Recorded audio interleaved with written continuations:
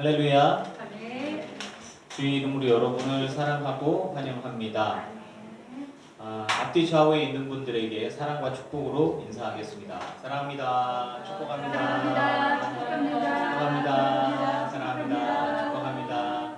자, 사람 얼굴을 보고 얘기하세요. 이렇게 좀 하시면 자, 우리 김구현이 집사님이 이렇게 딱 돌려서 봤는데 아무도 안 봤네.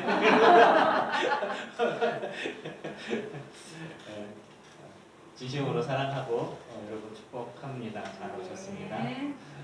우리 사도신경으로 신앙 고백하시겠습니다. 전능하사 천지를 만드신 하나님 아버지를 내가 믿사오며 그 외아들 우리 주 예수 그리스도를 믿사오니 이는 성령으로 잉태하사 동정녀 마리아에게 나시고 본디오 빌라도에게 고난을 받으사 십자가에 못 박혀 죽으시고 장사한 지 사흘 만에 죽은 자 가운데서 다시 살아나시며 하늘에 오르사 전능하신 하나님 우편에 앉아 계시다가 저리로서 산자와 죽은 자를 심판하러 오시리라. 성령을 믿사오며 거룩한 공회와 성도가 서로 교통하는 것과 죄를 사하여 주시는 것과 몸이 다시 사는 것과 영원히 사는 것을 믿사옵나이다. 아멘. 찬양집 167장 찬송 부르시겠습니다.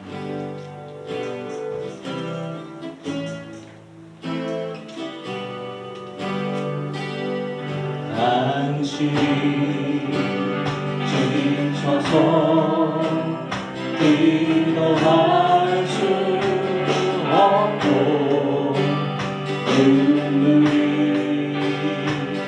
빗물처럼 흘러내릴 때 주님은 아시네 당신의 약한 그 사랑으로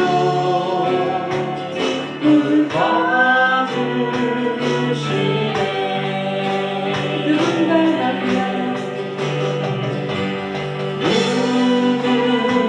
누군가 널 위하여 누군가 기도하네. 누군가 기도하네.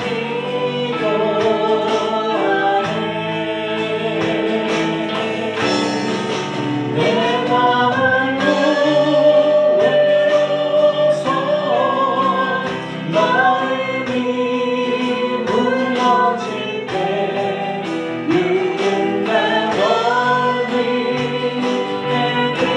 기도하네. 당신이 외로움이 홀로 남았을 때 당신이 외로이 홀로 남았을 때 당신은 누구에게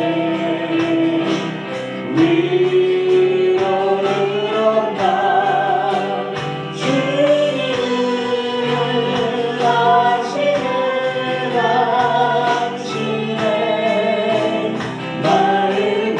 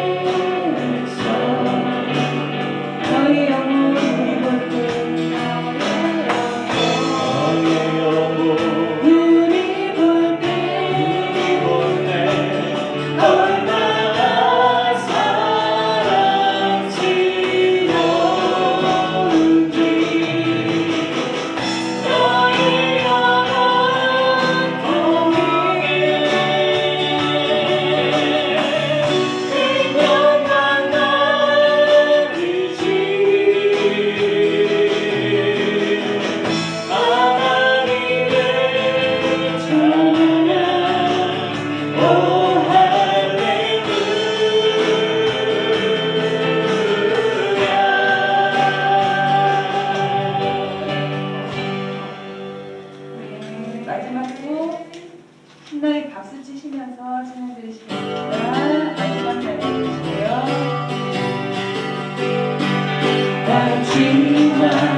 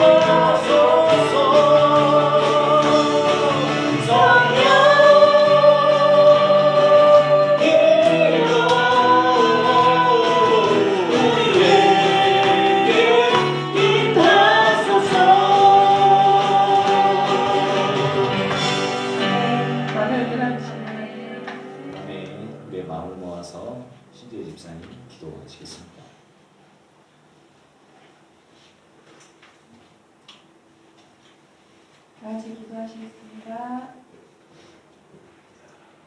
사랑과 은혜가 풍성하신 하나님 아버지, 오늘도 이 자리에 함께하여 주시면 감사합니다.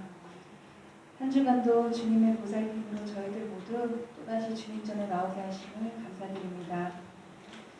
어딜 가나 무엇을 하건 간에 주님께서 함께 하신다는 것을 느끼고 살아가기에 담대하고 늘 감사와 기쁜 마음으로 살아갈 수 있습니다.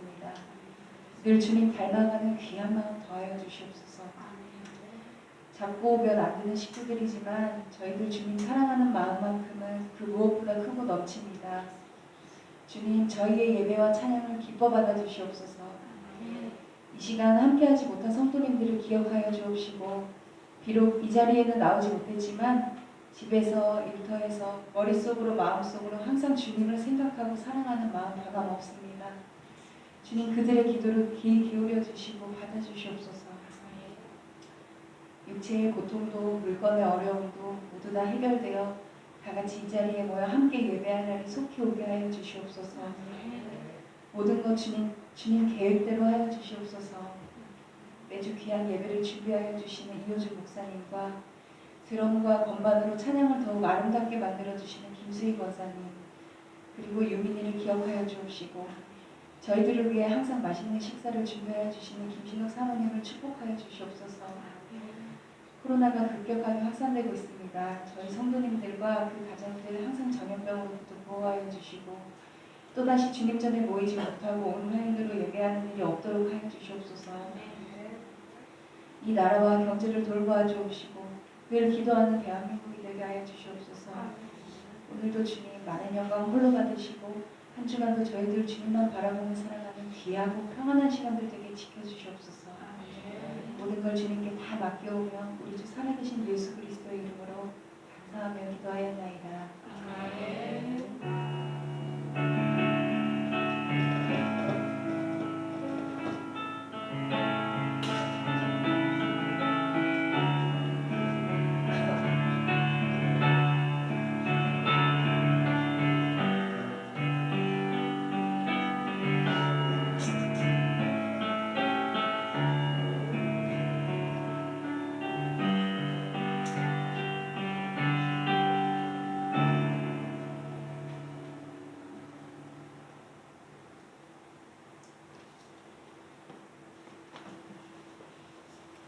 할렐루야. 네. 주 이름으로 여러분을 사랑하고 환영합니다. 조금만 더 열심을 내셔서 예배 시간에 좀 일찍 오시고 또 이렇게 예배 시간에 좀 미리 준비해서 좀 늦지 않게 예배할 수 있게 좀 협조를 해주시면 좋겠고요. 김정자 목사님 반갑습니다. 네. 한 주 빠졌는데 자리가 커요. 네. 반갑고요. 뭐 우리끼리 예배니까. 네. 그 영상을 보니까 에어컨 소리가 너무 커갖고 설교 소리가 잘 안 들리더라고요. 그래서 마이크를 따로 중앙 집중식 마이크를 샀는데 이렇게 이번에 좀 소리가 좀 잘 들려야 되는데 그런 마음이 좀 있고요. 또 온라인으로 예배하는 성도님들에게 불편하지 않게 좀 나름 노력하고 있습니다. 코로나가 또 좀 인원수가 좀 늘어나는 것 같죠? 확진자가. 네, 그래서 그래도 건강관리에 신경 쓰시고, 그리고 필요하면 4차라도 맞아야 되지 않겠나 이런 생각을 해요. 그래서 그거는 여러분의 선택일 수도 있지만 저는 그래도 중증화로 넘어가지 않게 되는 게 필요하다면 정치적인 이슈를 떠나서 여러분들이 더 건강하고 그랬으면 좋겠다는 생각들을 합니다. 정부 정책이나 시책에 관심 있게 보시고 잘 참여해 주셨으면 좋겠습니다. 자, 말씀 보겠습니다. 마태복음 16장 16절 말씀 보시겠습니다. 마태복음 16장 16절 짧은 말씀이에요. 함께 보겠습니다. 시작. 시몬 베드로가 대답하여 이르되 주는 그리스도시요 살아계신 하나님의 아들이십니다. 아멘. 오늘의 말씀은 저번에 이제 제가 예배를 하면서 성경을 보는 그리고 설교를 하는 시각에 이거를 선입견이라고 말하기 좀 뭐하고, 그러니까 바탕, 즉 예수님이 우리에게 말씀하시고 예수님이 우리에게 보여주시는 그러한 메시지와 행동과 또 이런 것들에 대한 그 바탕에 깔려있는 예수님의 시각이 뭘까? 그리고 하나님의 시각이 뭘까? 그 시각에서 성경의 사건들을 바라볼 때 우리가 무엇을 집중해야 하고 무엇을 붙잡아야 하는가를 중심으로 성경을 보고 있어요. 그래서 이제 여러분들이 저랑 같이 이렇게 제가 묵상하고 고백하고 있는 부분들을 이렇게 잘 따라하고 계시는 것 같아요. 그래서 감사하고, 오늘의 말씀들도 너희는 나를 누구라 하느냐라는 그 제목의 주제와 오늘 말씀을 가지고 16장 전체와 17장 초반절 부분들을 좀 해석해서 들어가 보려고 해요. 이거는 설교의 중심적인 주제로 본다면 어쩌면 계속 반복될 수 있어요. 예수님을 도대체 누구로 고백하는가? 그리고 그것이 왜 중요한가라고 하는 것이죠. 16장 초반절부터 보면 바리새인과 사두개인들이 예수님을 시험해서 하늘로부터 오는 표적을 보이기를 청한다. 이제 예수님께서 그러니까 오늘의 주제에 머릿속에 갖고 계셔요. 뭐냐면 예수님은 너는 나를 누구라고 생각하느냐? 이 질문을 던지셨고 도대체 얘네는 나를 뭐로 생각하지? 라고 하는 그 시각을 바탕으로 해서 성경을 해석할 거예요. 그러면 바리새인과 사두개인들이 예수님을 뭐라고 바라보느냐 라고 하는 거예요. 그러니까 바리새인과 사두개인들은 예수님을 메시아로 보지 않습니다. 그리고 메시아이면 안 돼요. 메시아이기를 일부러 거부해요. 이들은 그런 시각을 갖고 있어요.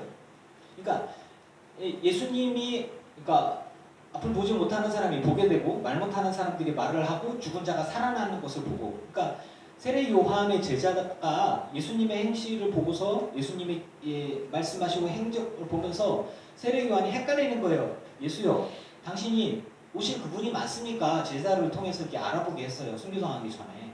그러니까 예수님의 대답은 뭐였냐면, 니는 내가 말을 하는 것만이 아니라 나를 통해 일어난 일들을 봐라. 죽은 자가 살아나고 못 보는 자가 보게 되고 말 못하는 자가 말을 하고 귀신이 쫓겨나간다. 그럼 그대로 전해라. 그러고 난 다음에 세례 요한에게 증거로, 내가 나를 내 입으로 증언하는 것보다 내 삶을 보고 내가 하는 모든 것들을 보고 내가 어떤 사람인지 네가 평가해라.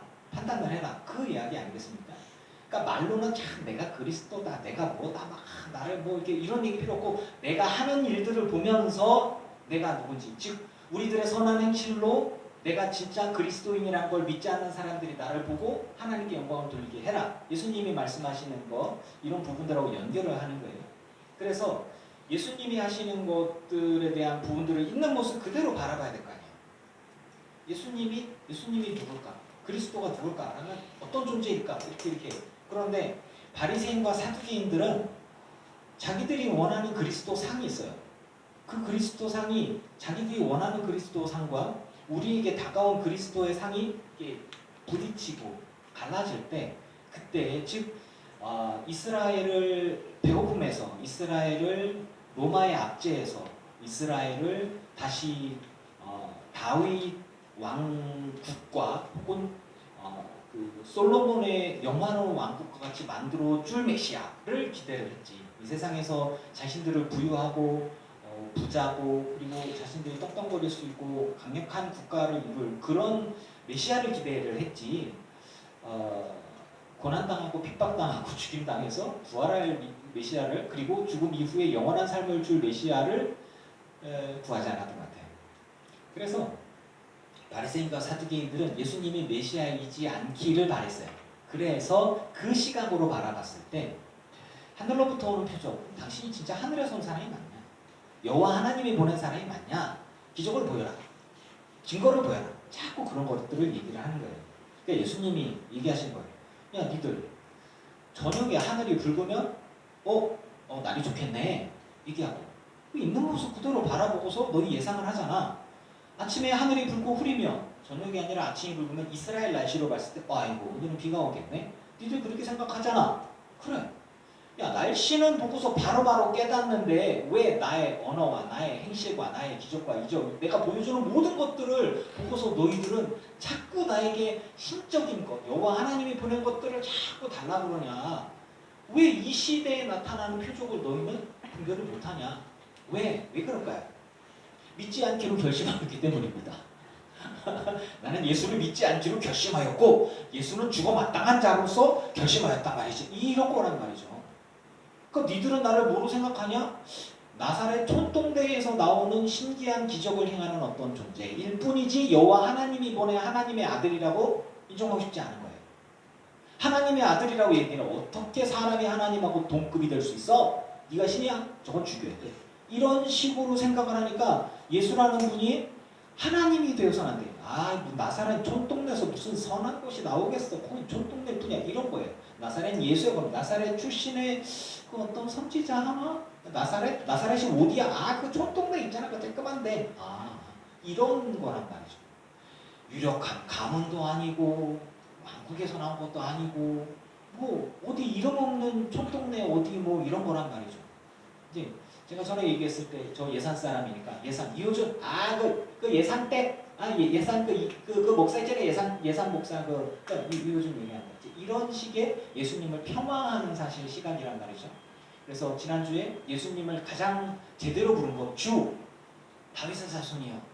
그거는 신앙의 고백과 함께 나의 주요 다윗의 자손이요. 이런 것들은 굉장한 신앙의 고백이라고 얘기를 했잖아요.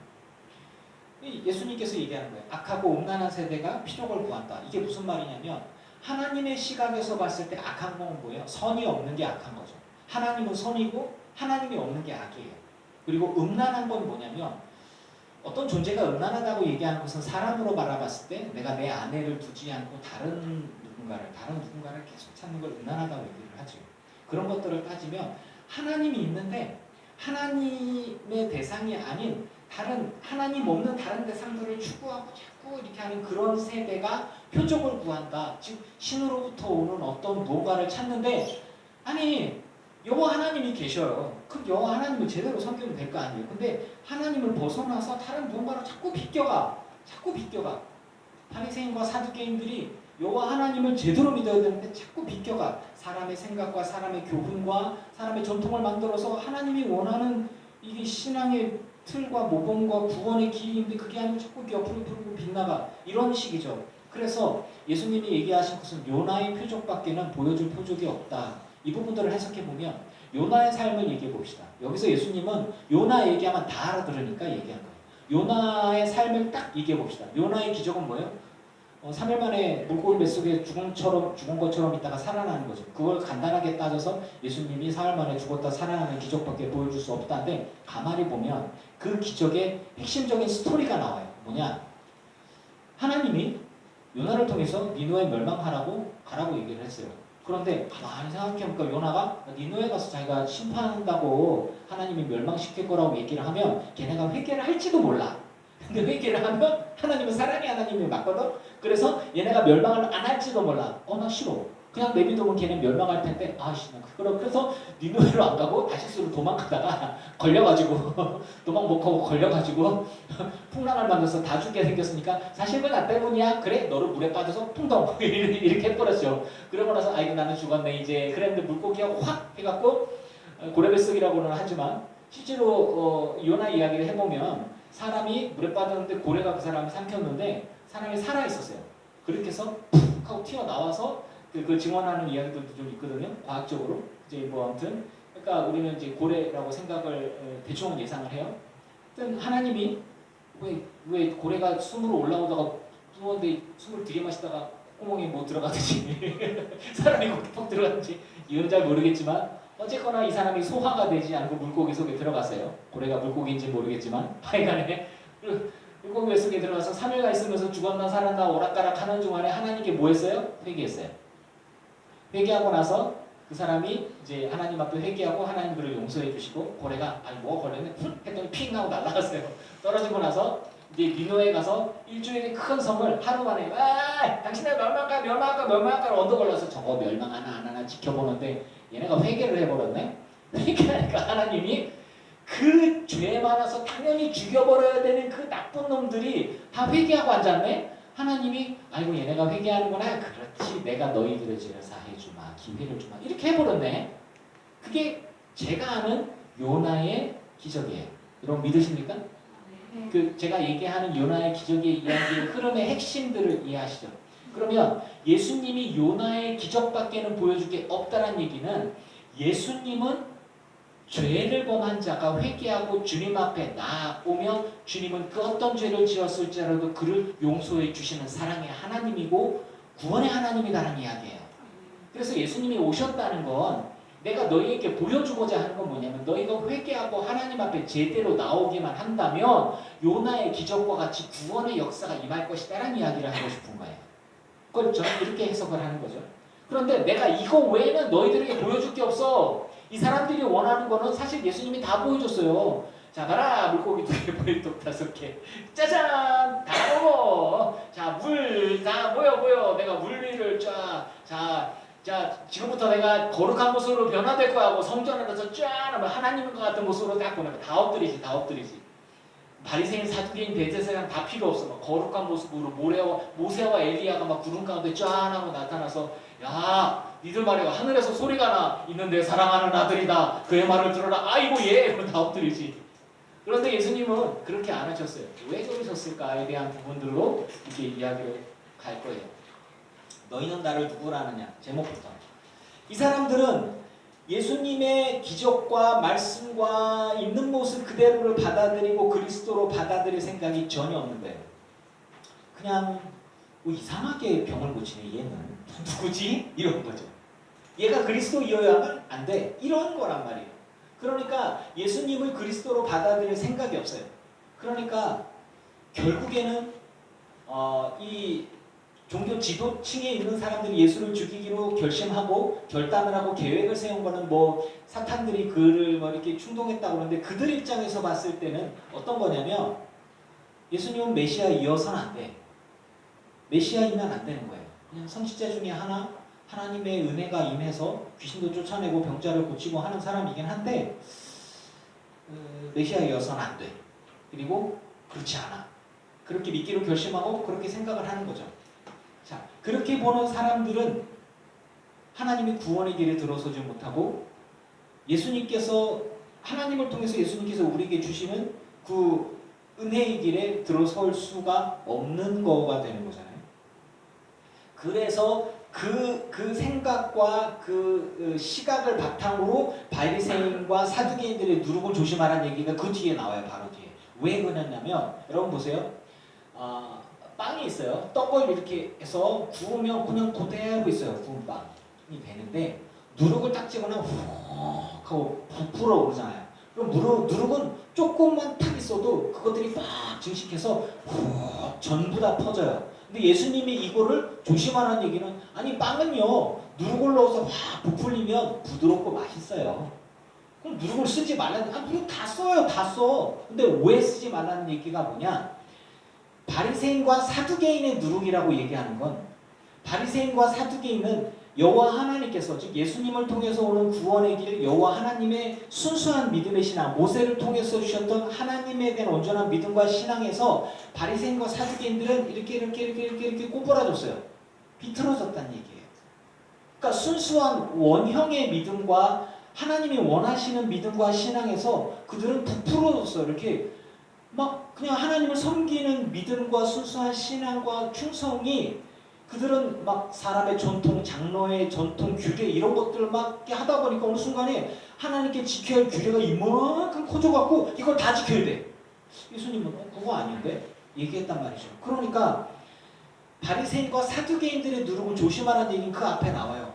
아니 얘네들은 있는 모습 그대로 나의 모습을 바라보질 않는구나. 여호와 하나님의 메시지도 있는 모습 그대로 바라봐 주지를 않는구나. 이 아이들의 시각은 어그러졌다. 이들의 바리새인과 사두개인들의 믿음은 악하고 음란한 세대에 속하는 그러한 시각이다. 그러니 하나님께서 주신 순수한 믿음, 하나님이 원하시는 믿음과 신앙에서 벗어난 부패한 신앙이라는 거예요.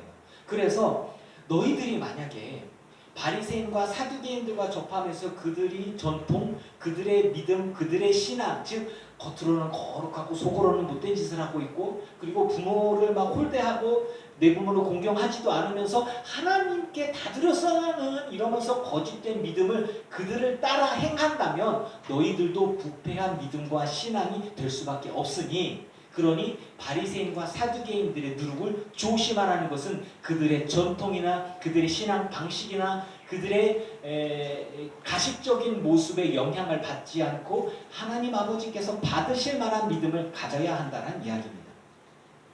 아멘이십니까?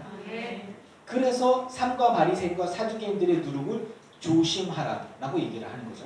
그러고 나서 그 뒤에 예수님께서 얘기하는, 야, 믿음이 없냐 니들은, 그러면서 떡이 없음으로 고민하냐, 깨닫지 못하느냐. 그 뒤에 오병이어를 어떤 이들은 그렇게 얘기해요. 오병이어와 그리고 뭐 떡 7개와 4,000명 먹인 거가 뭐 섞여 있다. 아니요, 2번 얘기했잖아요. 즉 2개의 다른 사건이에요. 2개의 다른 사건이 나와서 예수님 얘기하신 게 뭐냐면, 니들 야, 보리떡 5개로 5,000명 먹고 죽은 게 몇 개냐?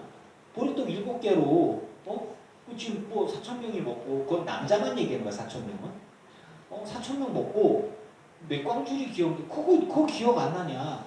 떡이 문제가 아니라 바리새인과 사두개인들의 믿음, 즉 내가 너희에게 보여준 기적, 그 기적에 집중하지 말고 내가 너희에게 보여준 하나님의 메시지, 구원의 은혜, 그 믿음의 순수함, 그리고 니들이 진짜 믿어야 할 대상이 어떠한 대상인지 너희들은 제대로 분별해서 붙들어라. 근데 바리새인과 사두개인들의 믿음은 잘못됐다는 얘기예요. 그러니까 너희들이 나를 잘못된 사람으로 바라본다면 그거는 하나님으로부터 인정받는 믿음, 구원에 이르는 믿음, 그리고 하나님으로부터 칭찬과 상급을 받는 믿음에서 벗어나는 존재가 되는 얘기예요. 그래서 그 믿음, 즉 잘못된 믿음, 부패한 믿음, 바리새인과 사두개인들의 누룩을 주의하라. 그러면서 12절에 그제서야 바리새인과 사두개인들의 교훈을 삼가라. 그들의 가르침을 따라서는 안 된다. 즉 내가 알려주는 하나님 아버지의 참된 진리의 복음을 붙들어야지, 너희들이 그동안 들어오고 배워왔던 바리새파 사람들, 사두개파 사람들, 혹은 제사장들이 전해주는, 그 율법학자들이 전해주는 그 믿음이 전포인 줄 알고 따라오는데, 아니야, 참된 복음의 길은, 구원의 길은 내게 있다. 이 이야기를 해주는 거예요. 그러고 나서 이제 그 이후에 예수님께서 빌립보 가이사랴 지방에 이르릅니다. 그래서 예수님이 그 다 연결해서 얘기하는 거예요. 그래서 사람들이 인자를 누구라 하느냐? 예수님 물어봐요. 야, 니들 말고 니들 주변의 사람들이 나를 누구라고 부르냐? 자, 이거 굉장히 중요한 거예요. 니들은 나를 뭐라고 생각하냐? 사람들은 나를 뭐라고 얘기하냐? 사람들이 나를 제대로 보고 있냐라고 그랬을 때 사람들은 세례 요한이다. 세례 요한은 누구예요? 마지막 선지자죠. 순교당한 사람이죠. 근데 예수님 살아있잖아. 그럼 세례 요한이 죽었다가 살아난, 예수님이 죽었다 살아난 세례 요한, 참 예수님이 그 정도 수준밖에 되지 않는가? 그건 아니면 엘리야, 위대한 하나님의 불의 선지자 엘리야는 위대한 사람이죠. 기도하는 하늘에서 뭐 불 떨어지고, 아니면 기도만 하면 하늘에서 막 유성이 떨어졌고 사람들 다 죽어버렸는데 50명이 막 자기를 데리러 오니까 무서워요 하나님, 그러니까 불 내려서 다 죽였어요. 좀 약간 하나님도 이렇게 편애를 좀 하시는데, 좀 기도만 하면 하늘에서 불 떨어지니 이건 뭐 대책 없잖아요. 그런데 예수님이 그 정도 수준인가? 엘리야가 우리 구원할 수 있어요? 세례 요한이 우리 구원할 수 있어요? 아니거든요. 아니면 어떤 이는 예레미야, 눈물의 선지자 예레미야, 눈물로 간구하면서 하나님 말씀에 순종했던 사람, 대단한 사람이긴 하지만 그 사람이 우리 구원하는 사람은 아니거든요. 구약에서 예레미야는 예수님과 많이 비견이 되지만 핍박받고 눈물 흘리고 하나님의 쓰임받다가 좀 그런 사람이라고는 하지만 그래도 그가 우리를 대신해서 죽은 사람은 아니죠. 그러니까 얘기하는 선지자 중에 하나이다. 자, 이 대답들은 예수님을 향한 사람들의 평가와 시각들이 나와요. 하지만 여기에 정답이 있나요? 없잖아요. 그럼 예수님이 듣다가 답답하니까, 야, 그럼 니들은 나 아니야. 니들은 나를 제대로 그 사람들은 나를 제대로 몰라. 바리새인과 사두개인들도 나를 제대로 몰라. 그럼 니들은 나를 누구라냐? 그때 성질 급한 시몬 베드로가 저요! 주는 그리스도시고 살아계신 하나님의 아들이십니다. 정답이죠. 주는 그리스도시고 살아계신 하나님의 아들이십니다. 자, 이 뒤부터 예수님이 무슨 이야기를 하시나 들어볼까요? 너희는 나를 누구라 하느냐에 대한 질문에 대한 정확한 대답을 해주셨어요. 주가 그리스도가 맞습니다. 메시아이십니다. 우리 구원할 자가 맞습니다. 그런데 그냥 구원할 자에 끝나는 게 아니라 당신은 하나님의 아들이십니다. 하나님 아버지와 동급이시고 하나님이십니다. 라는 얘기예요. 이제 거기까지만, 당신은 거룩한 존재이고 하나님과 같은 분이고 그리고 우리를 구원할 자이십니다까지. 베드로의 신앙은 그 시대에서 굉장히 파격적인 신앙 고백이었습니다. 그래서 예수님께서 칭찬하시면서 하는 얘기가 바요나 시모나, 요나의 아들 시모나 라는 뜻이에요. 그래서 네가 복이 있다. 이건 네가 알게 한 이는 네 부모나 주변 사람들이 알려준 게 아니라 하늘에 계신 내 아버지께서 성령을 통해서 네가 그걸 알게 되었구나. 너는 정말 복받았다.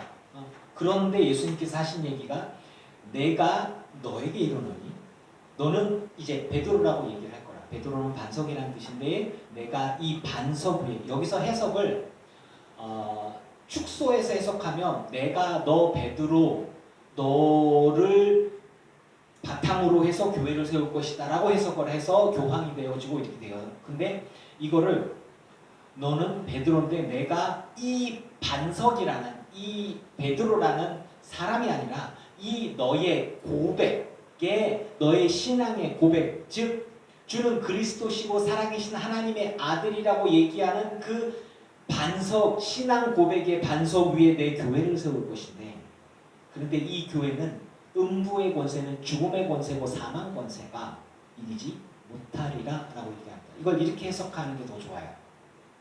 가톨릭 신학으로서 완전히 해버리면은 그러면 교황을 중심으로 교회가 소해지고 교황을 이렇게 떠받들게 돼요. 그런데 이거를 광의적으로 해석을 하면 뭐냐면 너는 베드로고 너의 신앙 고백을 바탕으로 해서 이 교회가 세워질 것이고, 그리고 이 교회는 그 고백이 있는 그 바탕 위에, 즉 주는 그리스도시고 살아계신 하나님의 아들이시라는 고백에 서 있지 못한 교회는 교회가 아닙니다.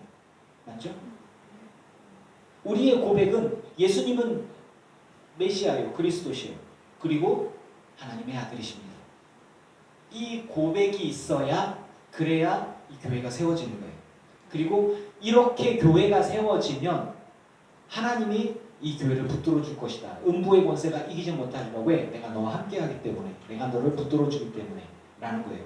그래서 내가 천국의 열쇠를 내게 주리니, 천국의 열쇠는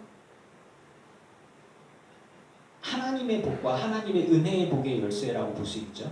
천국의 열쇠를 내게 주리니 내가 땅에서 매든지 무엇이든지 매면 하늘에서도 매일 것이요. 이게 수동체예요. 뭐냐면 내가 천국의 열쇠를 주는데 네가 땅에서 하나님께 간구하면서 네가 땅에서 막 묶어버려. 그걸 위해서 간구하면 하늘에서도 매어지게 되어질 것이요 라는 뜻이에요. 그러니까 수동적으로 이루어진 얘기라는 거 원문에서 보면 그런 거예요. 그래서 내가 땅에서 풀면, 네가 땅에서 풀어버리면 하늘에서도 풀어지는 역사가 일어날 것이다 라는 이야기죠.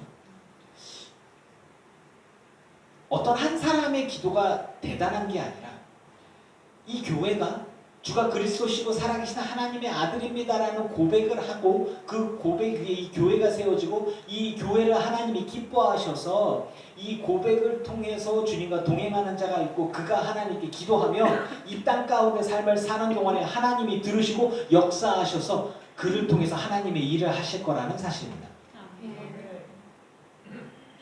그래서 하나님께 오래 기도하는 바리새인이나 사두개인이나 그런 사람들이 중요한 게 아니라 제대로 알고 제대로 믿어서 제대로 신앙 고백하면서 주님과 제대로 소통하는 자만이 하나님의 복을 받고 하나님의 은혜를 입을 수 있고 그리고 참된 구원과 참된 하나님의 백성이 되어지고 하나님의 자녀가 될 수 있다. 있다라는 것입니다. 그러면서 제자들에게 얘기하는 거예요. 근데 내가 그리스도인 것을 아무에게도 이르지 말라 얘기하셨어요. 자, 제자들에게 경고를 왜 하셨을까요?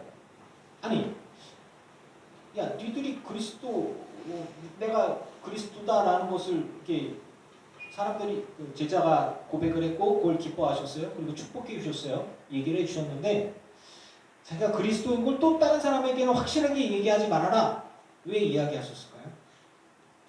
예수님을 선지자로 바라보는 사람들에게, 예수님을 나사렛 출신의 어느 누구인 줄 아는 사람들에게 세례 요한이나 엘리야나 혹은 예레미야나 뭐 그런 곳으로 예수님을 바라보는 사람, 혹은 메시아이면 안 된다고 생각하는 바리새인과 사두개인과 같은 사람들에게 예수님을 그리스도라고 얘기를 한다면 그 사람들은 믿지 않기로 결심한 사람들이에요.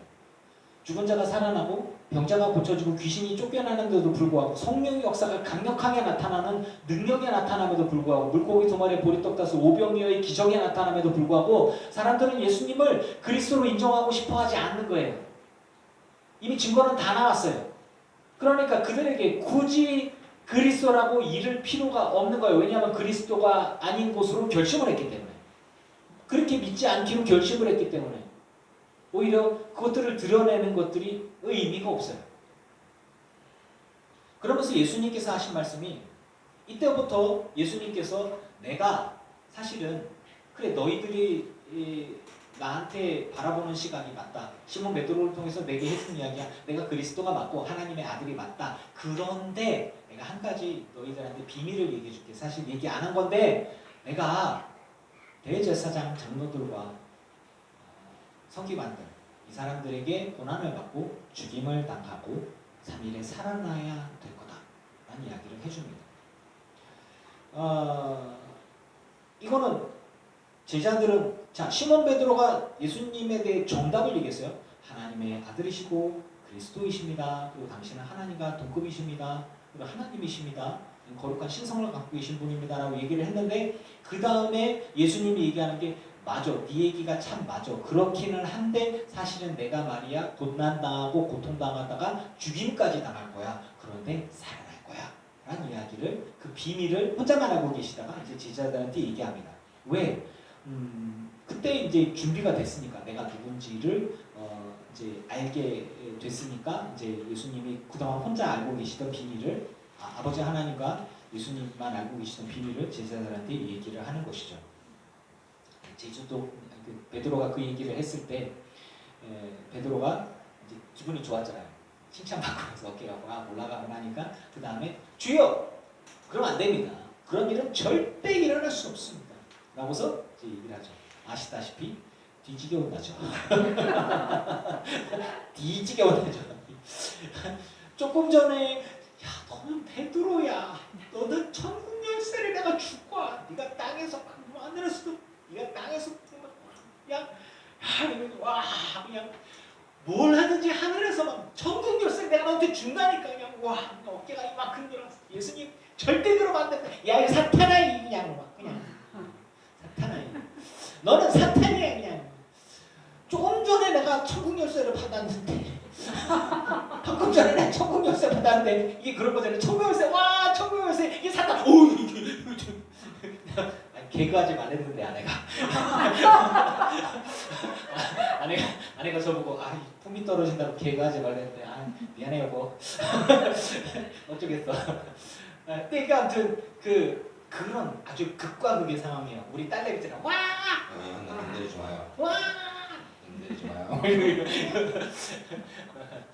그 이제 예수님께서 분명하게 얘기하는 거죠. 기분이 막 업돼 있고 막 칭찬받아서 와 이렇게 올라가는 그 상황들 속에 사탄아, 너 내 뒤로 물러가라. 너 내 앞에 있지 마. 뒤로 물러가라.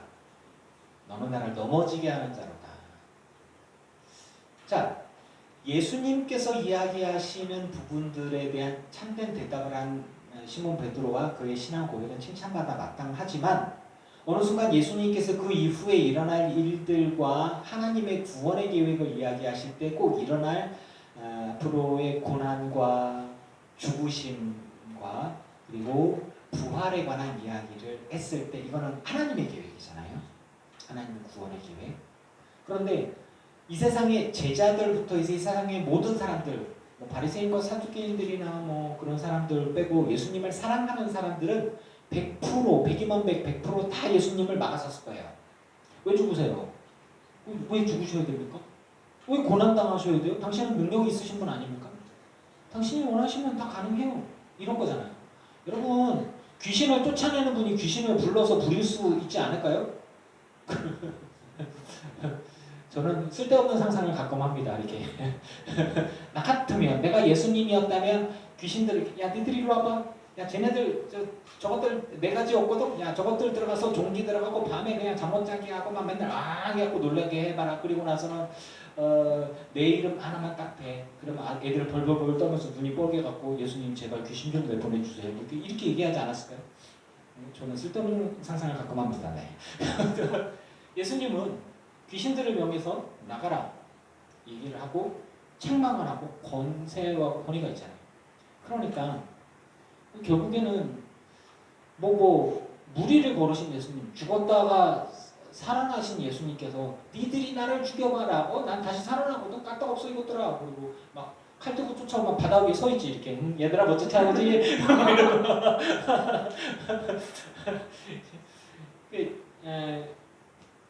우리가 생각하는 어떤 막 스타, 왕, 권위적인 대단한 분, 뭐 이런 분, 그 능력과 그 정도 능력과 권위와 힘이라면 얼마든지 고난도 죽음도 피해갈 수 있을 거 아니겠습니까?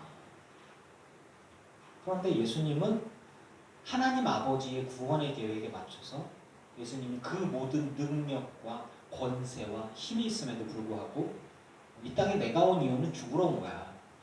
너희들의 짐을 짊어지고 죄를 짊어지고 고난당하는 게 내가 이 땅에 온 이유고 죽임당하는 게 내가 온 이유야. 그래서 죄와 사망의 권세를 깨뜨려서 죄값을 다 치르고 난 부활해서 너희들이 날 믿으면 너희가 죄사함 받고 너희를 다 천국의 길로 인도하려고 하는 것이 이 하나님의 구원의 계획이야 라는 거죠. 그런데 사랑하는 제자 시몬 베드로가 절대 그런 일을 있어서는 안 됩니다 이렇게 얘기하니까 이 사탄아, 제가 우리 식당에서 대놓고 이런 얘기 했을 때 우리 김수희 원사님 빵 터졌어요. 제가 이 사탄의 자식아, 그냥 한국식으로 말하는 개새끼야 입에 짝짝 붙죠. 이런 거였던 얘기죠. 그런 얘기는 뭐냐면 예수님이 사탄아 뒤로 물러가라 라는 이야기는 한국식으로 말하면 그런 이야기입니다. 이게 심각하게 욕을 하신 거예요. 너는 나를 넘어지게 하는 자다. 네가 나를 사랑하고 나도 너를 사랑한다. 그걸 아니까 오히려 그런 거 있잖아요. 사랑하는 사람이 나에게 막 막아서 이렇게 하면 내가 마음이 괴롭잖아요. 못하게 하고 막 괴롭단 말이죠. 그래서 예수님 하는 거예요. 네가 사탄이구나. 내가 고난을 못 당하게 하고 내가 십자가 못 지게 하고 내가 죽지 못하게, 죽임당하지 못하게 해서 하나님의 구원을 이루지 못하게 하려는 게 네가 사탄이다. 하나님의 구원의 계획을 막아서는 자는 사탄인 겁니다. 네가 믿고 싶은 대로 믿고 네가 따르고 싶은 대로 따른다면 그거는 바리새인과 사두개인과 다를 바가 없다라고 하는 거예요. 하나님의 구원의 길에 맞게 그 믿음의 길에 서서 온전히 순종하는 자가 하나님의 백성이고 하나님의 자녀를 믿으시기 바랍니다. 그래서 네가 하나님의 일을 생각하지 않고 사람의 일을 생각하는구나. 자, 바리새인과 사두개인들이 잘못된 믿음을 갖고 있었기 때문에 그들은 부패했고 또 잘못된 거라고 얘기를 해주셨어요. 그리고 제대로 된 믿음의 고백을 했을 때 예수님께서 기뻐하셨고 칭찬하셨고 좋은 축복의 말씀을 해주셨어요. 그럼에도 불구하고 이 축복의 말씀을 받은 시몬 베드로가 잘못된 생각을 했을 때 그때는 예수님께서 이야기하는 거예요. 네 생각을 버려라. 철저하게 너는 네가 나를 생각하는, 네가 만들어낸 내 모습이 아니라 하나님께서 우리에게 전해주신, 하나님께서 알려주신 그 믿음과 신앙을 지켜야지만 구원과 축복이 임한다라는 걸 우리에게 알려주고 계시는 거예요. 즉 여기서 이제 시몬 베드로의 고백은 참된 것이었지만 거기에 제일 끝에가 잘못됐잖아요. 그것조차 예수님은 용납할 수 없는 것이죠. 그래서 얘기하는 거예요. 누구든지 나를 따라오려거든. 난 따라오려면 네 생각을 버려라. 자기를 부인하고 자기 십자가를 지고 나를 따를 것이니라. 이 부분들을 이제 우리는 쉽게 얘기합니다. 그래서 막 제가 이제 우리 가정에서도 그렇고 제 아내랑 이렇게 있으면서 제가 집안에서 가끔 아내를 머리 아프게 하고 이제 좀 귀찮게 하고 그래요. 그러면 아내가 얘기하는 거예요. 애들이 아빠는 왜 엄마랑 결혼해서 그렇게 살았어요? 엄마는 왜 아빠랑 결혼했어요? 막 진짜 아빠 깝깝해요. 막 애들이 얘기를 한단 말이에요. 그러면 아내가 저한테 얘기합니다. 내 십자가야. 저런 남자랑 사는 게 내 십자가인 것이야. 진짜 막 터졌어. 얼굴 빨개졌다? 진심인 것 같아. 네, 그렇게 얘기하는데 언젠간 내가 축복이 되기를 내가 바란다. 근데 이제 그거를 이렇게 해서 예수님을 따라가려면 자기 욕심을 버리고 자기 십자가를 지고 주를 따라야 합니다. 뭐 이렇게 얘기를 하잖아요. 그런데 이 부분들을 이렇게 해석해 봅시다. 누구든지 예수님을 따라가려면 자기 생각, 자기 욕심, 자기 기대, 혹은 자기 방식, 자기 습관까지 다 내려놓고 자기 십자가를 지고 나를 따를 것이다 라는 이야기는 고난의 십자가, 즉 예수님께서 우리에게 전해주시고 알려주시는 꼬부라지거나 더해지거나 빼지거나 혹은 인간의 생각과 기대가 첨가되지 않은 그런 순수한 온전한 믿음의 길로 나를 따라야 구원의 길에 도착할 수 있을 것이다라는 이야기로 해석할 수 있습니다.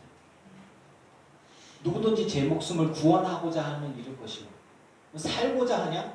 니는 나보고 살으라고 하지, 십자가 지지 말고 죽지 말라 그러지. 야 봐라, 하나님의 구원의 길은 살라고 하면 잃는 것이고 잃으면 얻게 되어지는 거야. 너희들도 마찬가지야.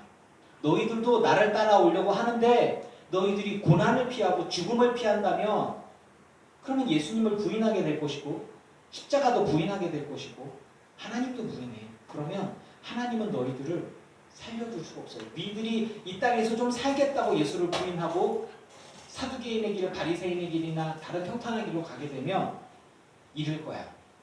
그런데 나를 위해서, 즉 여기서 보면 예수님을 위해서 너희가 목숨을 잃는다면, 자 여기서 비유가 대꾸가 뭐냐면 예수님이 죽는다는 얘기를 했어요. 예수님이 죽는다는 얘기를 했을 때 베드로가 예수님은 죽으시면 안 됩니다 라고 막아섰잖아요. 그거하고 같이 너희들도 내가 죽는 것처럼 너희들도 나를 위해서, 그러니까 내가 하나님 아버지를 위해서 내 생명을 드리고 죽고 그리고 그것은 너희들을 위한 일인데, 그런데 너희가 나를 따라온다면 너희도 살고 싶지. 그런데 사는 게 중요한 게 아니라 너희가 나를 위해서 너희들의 목숨을 내어놓는다면 너희가 그 목숨을 다시 얻게 될 것이다 라는 이야기를 하는 거예요. 그런데 26절에 그러면 생명의 가치를 되게 약하게 여기는 걸 수 있지만 반대되는 말을 해요. 뭐냐면 사람이 만일 온 천하를 얻고도 제 목숨을 잃으면 무엇이 유익하리요? 사람이 무엇을 주고 제 목숨과 바꾸겠느냐? 자, 이 이야기는 반대되는 이야기예요. 뭐냐면 살고자 하면 목숨을 내놔라.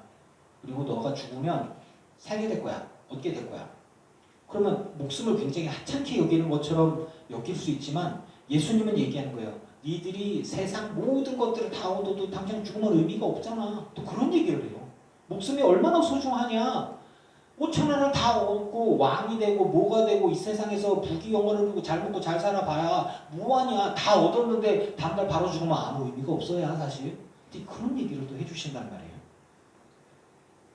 그러면서 너희가 나를 위해서 죽어라. 너희가 나를 위해서 고난당해라. 그러면 얻을 것이다. 그런데 그 목숨은 하찮은 게 아니다. 목숨이 얼마나 소중하냐. 그렇지만 그러니까 반대로 그럼에도 불구하고 그 소중한 것들을 내게 헌신했을 때, 그럴 때에 인자가 아버지의 영광으로 천사들과 함께 오리 그때에 각 사람이 행한 대로 하나님께서 갚아줄 것이다 라는 이야기를 하는 거예요.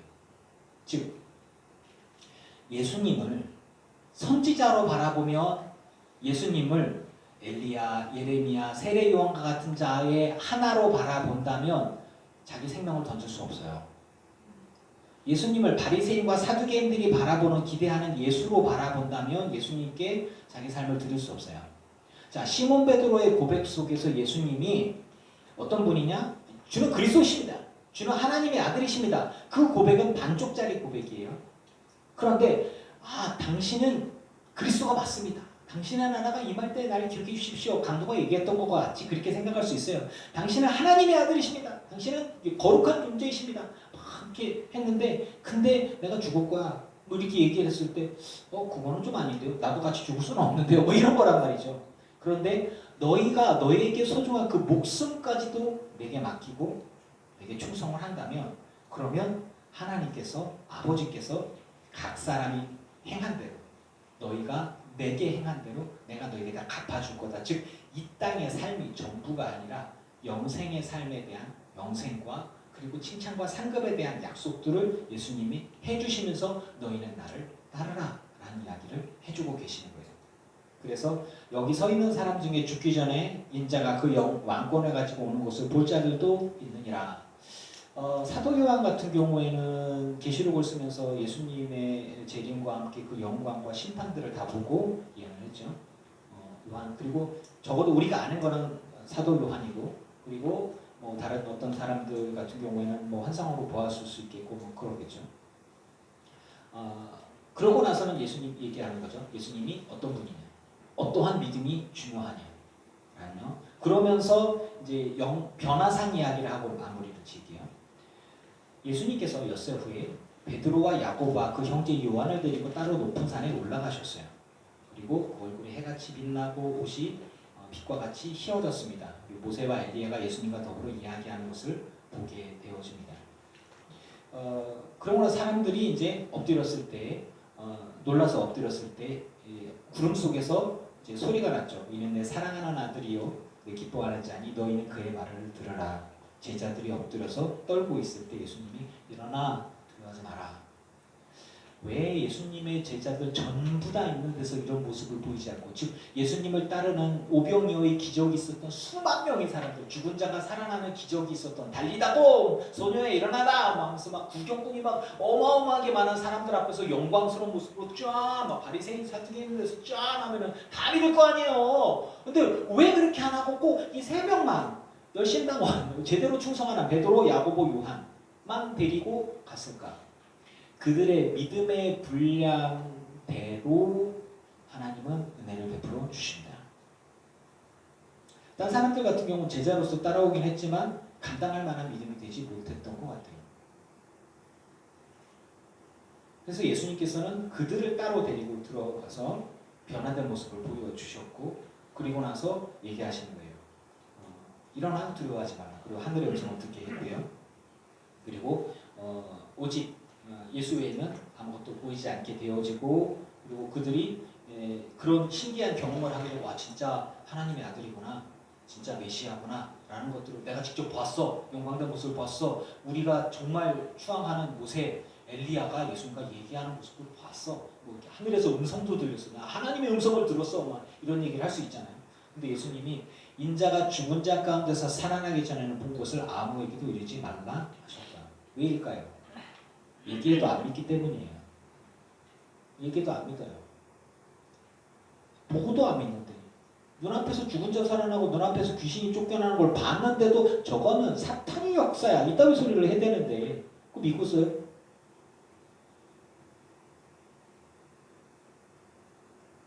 그리고 나서 그 뒤에 얘기합니다. 제자들이 그러면요 저 서기관들이 엘리야가 먼저 와야 된다는데 우리 엘리야는 못 봤는데 예수님은 오셨거든요. 아니 서기관들이 얘기가요. 아니 엘리야가 와야 되는데 엘리야는 못 왔는데 주님이 먼저 오셨네. 이거 뭐가 순서가 엉킨 거 아니에요? 그러니까 예수님이 이거 엘리야가 왔어. 근데 와서 모든 일을 회복하리라 말씀하셔요. 근데 엘리야가 왔는데 사람들이 알아보지 못하더라야. 이름을 요한이라고 그래서 헷갈렸나 봐. 누구 얘기하는 거예요? 세례 요한이 얘기하는 거죠. 그 얘기를 예비하네. 그래서 사람들이 알지 못하고 임의로 대우하였도다. 인자도 이와 같이 그들에게 고난을 받으리라. 그리고 이제 사람들이 그제야 제자들이 예수께서 말씀하신 것이 세례 요한인 줄을 깨달으면. 자, 여기까지 말씀들 중에서도 누구예요? 엘리야가 왔지만 엘리야를 그러니까 엘리야를 엘리야라고 인식하지 못해요. 즉 세례 요한 이름을 엘리야라고 지으면 다 알아들었을 텐데 그렇게 안 하고 요한이라고 지어서 그랬나 봐요. 이거는 그 신학적인 게 아닙니다. 잊어버리세요. 세례 요한이 와서 주의 길을 얘기하고 그리고 주님이 오셨어요. 그런데 세례 요한을 금식하고 나니까 이 미친 사람이라고 그러고 예수님이 먹고 나니까 아이고 저 술을 즐기고 놀기를 좋아하는 사람 이렇게 얘기를 하는 거예요. 다 마음에 안 들어 그 사람들은. 다 자기들하고 똑같은 사람 아니고선 다 마음에 안 들어. 그러고 있는데 예수님께서 하신 말씀들이 그런 거예요. 자, 오늘의 이야기들 속에서 세례 요한도 제대로 못 알아보고 예수님도 제대로 못 알아봐요. 그런데 예수님을 제대로 알아보고 이야기하는 것은 그 감당할 만한 믿음이 있는 사람에게만 보여주고 그리고 진리를 이야기해 주시고 그리고 진리를 제대로 들었어도 잘못된 생각을 갖고 있으면 예수님께서 불같이 화를 내셨습니다. 오늘의 말씀을 정리합니다.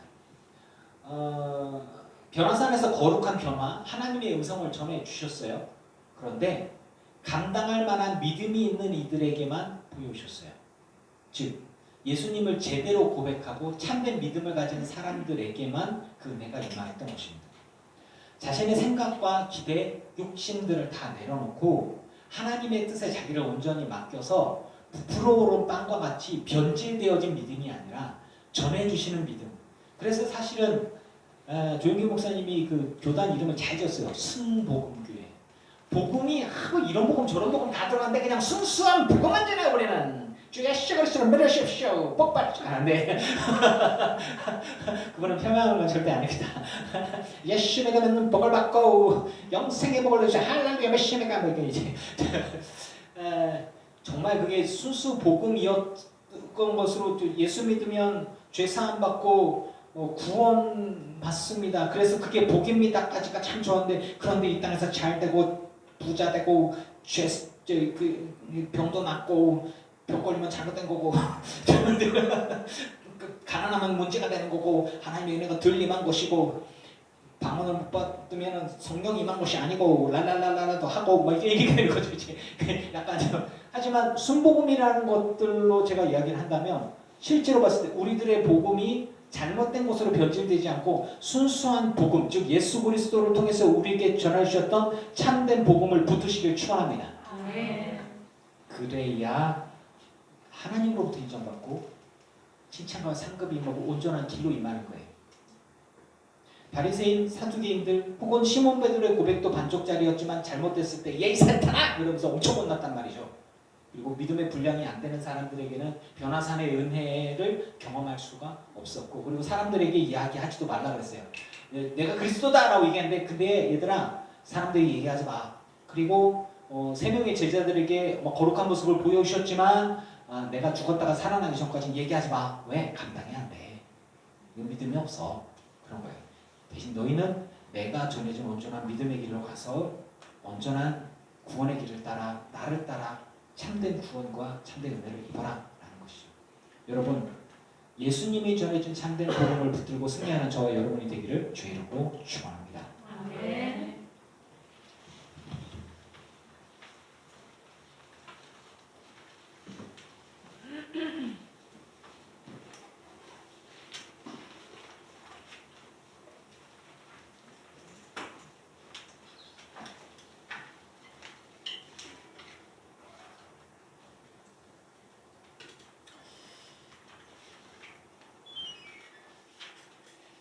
제목은 169가 맞는데 너무 신나.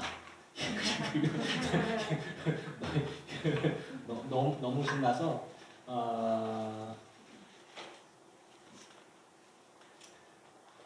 우리 축복 찬양합시다. 축복성 168장 우리 고백하겠습니다. 때로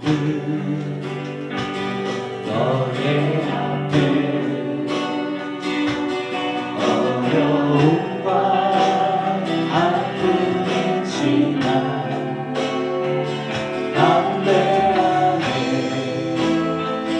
주를 바라보니 너의 영광도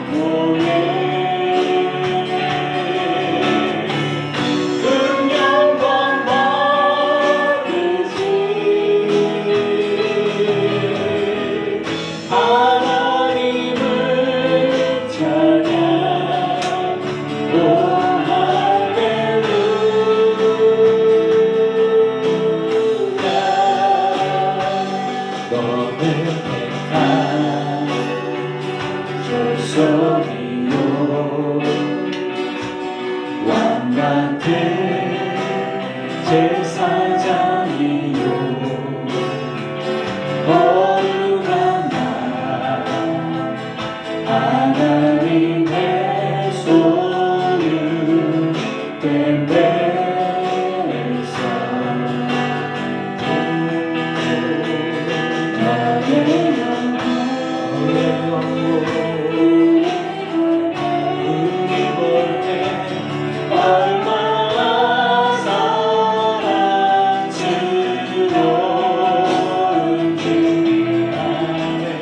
너의 영광 통해 그 영광 받으시 하나님을 찬양 오